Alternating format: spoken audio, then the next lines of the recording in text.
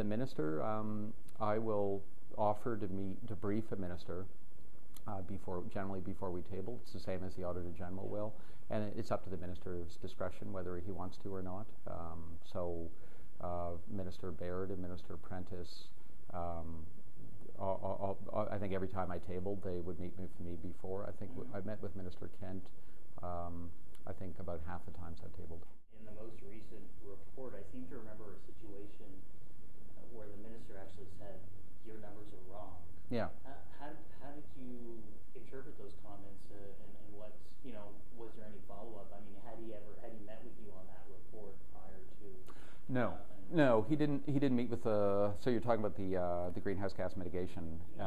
Yeah. I think right. I think the contaminated sites might have been there as well. I think on the contaminated sites, he said I think what he said was contaminated sites that I was underinformed. So, I mean, just to underscore that, for the contaminated sites, that report was signed off by, I think, 5 different deputy ministers. And just so they signed off on all the facts of that report. And that report, we obviously stand by it. It was there was a team that went through and looking at it, and this is what they found. So we, it's important to say that we don't put anything before Parliament until we're absolutely sure that the facts are there. I think in the case of the greenhouse gas emissions, what the minister said was, subsequent to us tabling the report, there was the updated emissions trend document which showed different numbers. Yeah. And that there's always going to be a time lag between Bank of Canada release statistics or release numbers. The numbers aren't from yesterday. They're from there's time where the department takes to set this data out.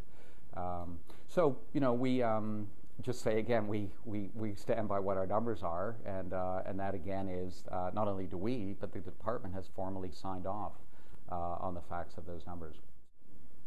Is it harmful though to have the minister having this kind of, these kinds of comments that call into question your credibility, your office's credibility? Is there additional stuff that your office can do in response to this?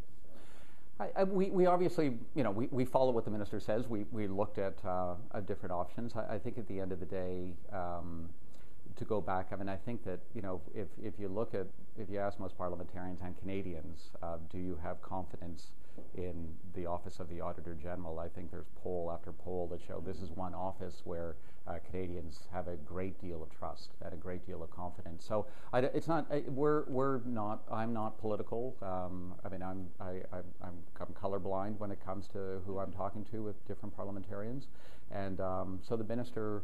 This is the daily back and forth and question period, and nobody elected me.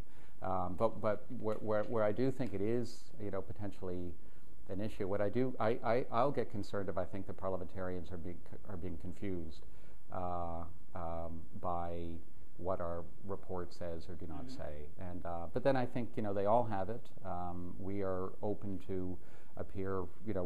Our work is to appear before parliamentary committees. We meet with any parliamentarian at their request, as well as initiate meetings with parliamentarians. So, am I concerned? No. I think it is important that our work is presented in a factual way, and so we present our report. What people say about it, we lose control of it after it's out in the public domain.